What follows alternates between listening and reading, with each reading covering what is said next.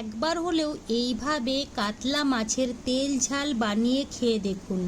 গরম ভাতে আপনাদের আর কিছুই লাগবে না। বন্ধুরা, শুধুমাত্র 10 মিনিটে বানিয়েছি, খেতে হয়েছিল অসাধারণ। সবার প্রথমে আমি মাছের গায়ে হলুদ লবণ মেখে নেব। তোমরা চাইলে একটু কাশ্মীরি লঙ্কার গুঁড়ো দিয়েও মেখে নিতে পারো। খুব ভালো করে মেখে নিয়েছি।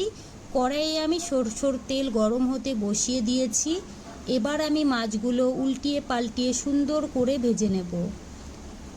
বন্ধুরা, মাছগুলো একটু লাল লাল করে ভেজে নিলে কিন্তু এই তেল ঝালটা খেতে অনেক বেশি ভালো লাগবে। সুন্দর করে মাছগুলো ভেজে নিয়েছি, এবার তুলে নেব। কড়াইয়ের তেলেই আমার রান্নাটা হয়ে যাবে। দিয়ে দেব কালো জিরে আর দিয়ে দেব কাঁচা লঙ্কা।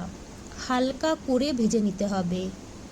এবার দিয়ে দেব 2 টুকরো রসুন কুচি। এই রসুন কুচিটা দিলে কিন্তু এই তেল ঝালটা খেতে অনেক বেশি ভালো লাগে। রসুনটা আমি খুব ভালো করে ভেজে নিয়েছি। এবার দিয়ে দেব টমেটো কুচি। এবার আমি ভালো করে ভেজে নেব। বন্ধুরা, খুব সুন্দর করে ভেজে নিয়েছি, একদম নরম হয়ে গেছে। এবার দিয়ে দেব কিছু শুকনো মশলা। এখানে নিয়েছি কাশ্মীরি লঙ্কার গুঁড়ো, হলুদ গুঁড়ো, আর নিয়েছি ভাজা জিরের গুঁড়ো, সামান্য একটু লবণ, আর দিয়েছি আদা। বন্ধুরা, এবার আমি জলে গুলিয়ে নেব।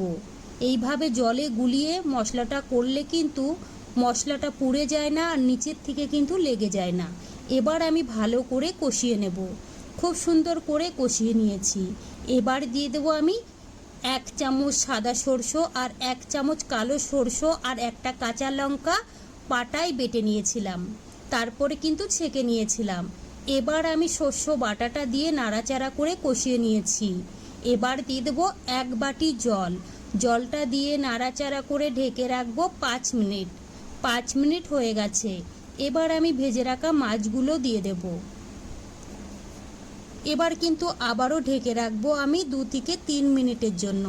3 মিনিট হয়ে গেছে, ঢাকনাটা তুলে নিলাম। দিয়ে দেবো 2টো কাঁচা লঙ্কা, আর দিয়ে দেবো সামান্য একটু চিনি, আর দিয়ে দেবো একটু কাঁচা সরষের তেল। এতে করে খেতে কিন্তু অনেক বেশি ভালো লাগবে। বন্ধুরা, রান্নাটা কিন্তু আমার একদম কমপ্লিট। আর দেখুন বন্ধুরা, দেখতে কতটা সুন্দর হয়েছে।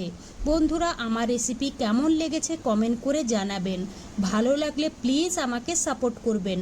আর আপনারা বাড়িতে বানালে কিন্তু আমাকে অবশ্যই জানাবেন রেসিপিটা আপনাদের কেমন লেগেছে।